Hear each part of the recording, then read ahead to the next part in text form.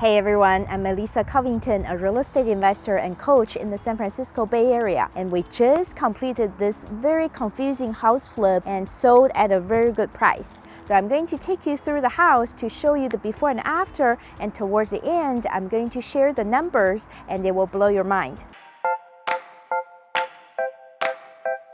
This front yard was completely dead before, so we added new turf and some plants and mulch to give it color. On the home exterior, we replaced the old garage door that was not closing right, and this one is motorized. A small detail here is we replaced the exterior light and the house numbers. It's very inexpensive, but it does enhance your curb appeal a lot. We also replaced all the windows and put on a fresh coat of paint, and that really brought this home back to life. In this living space, the biggest change happened after we removed the wall that was here separating the kitchen and the living room. This wall was also oddly shaped, kind of like a zigzag that came out all the way to here, so it carved into the living space and also made it difficult to fit in a dining room. So now we have this dining room set up here really nicely,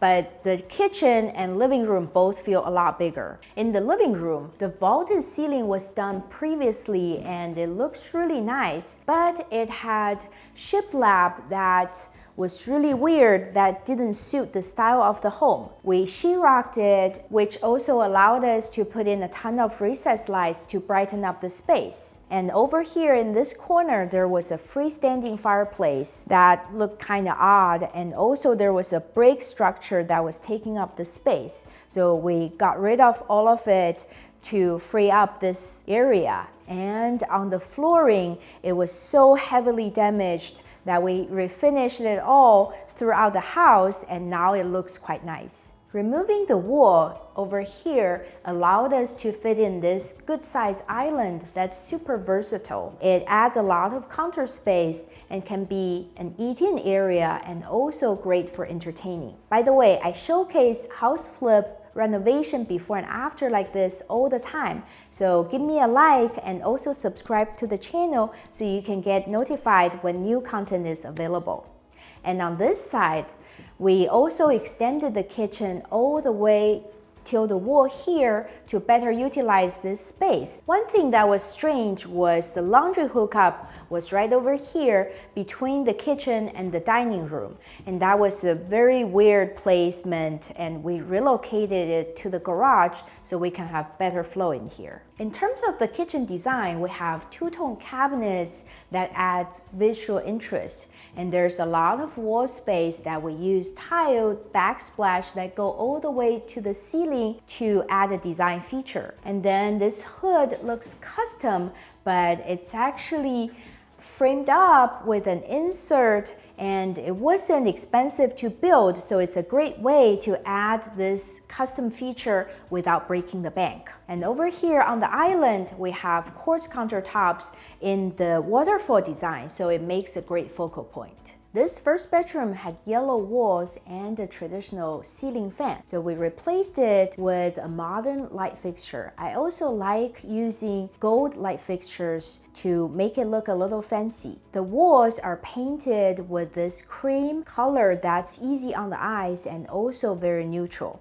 And of course, we also refinished the hardwood floors. This guest bathroom used to be twice as big because the previous owner combined the two bathrooms into one. So when I purchased this home, there was only one bathroom. And that, in terms of the property value, is kind of a questionable choice because a 3-bedroom, 1-bath house just doesn't function as a 3-bedroom, 2-bath house. So we decided to add this wall back in to separate the two bathrooms again. So now we have this standard sized guest bathroom and also a relatively small primary bathroom attached to the primary bedroom. The design is pretty simple here. So we use a prefabricated vanity that's in the wood color, which is the trend now, and we have gold light and mirror to add a design feel. And then the tiles are all white and very big and very simple so that it gives people an illusion of a bigger space.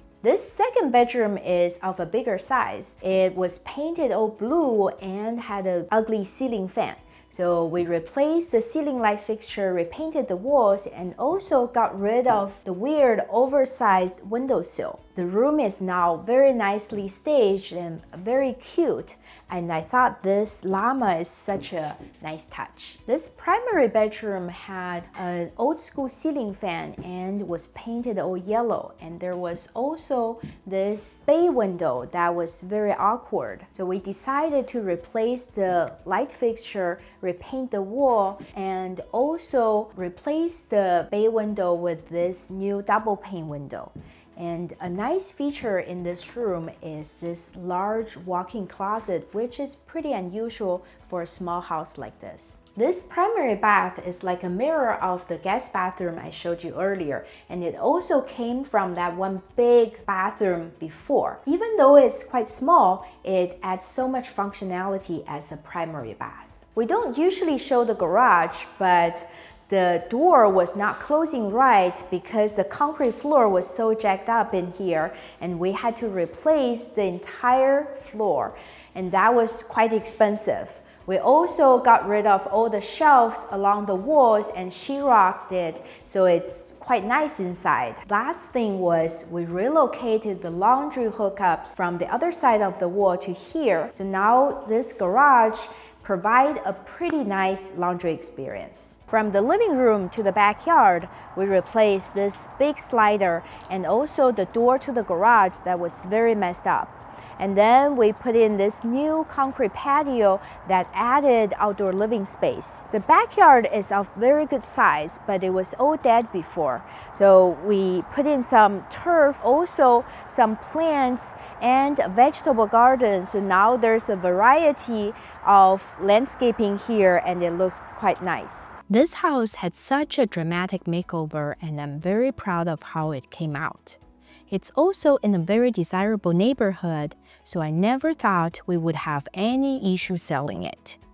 As expected, we had hundreds of people through the first week of open houses, so we confidently set an offer deadline. But when that day came, we received no offers. I was baffled. Luckily, we received a few offers the following week and were able to get the buyers to bid the price up to the original ARV. So we still made a great profit. It just showed me how unpredictable the market and the buyers are, and you really never know what to expect. Curious about the final sale price and how much I made? Keep watching. This home was a little tricky to renovate because of all the weird features, but my efforts definitely paid off. I purchased it for $1.1 million and put about $200,000 into the renovation, and we sold it for $1.65, so the profit was over $200,000. If you enjoyed this video, give me a thumbs up and subscribe to the channel. Thank you so much for watching. See you next time.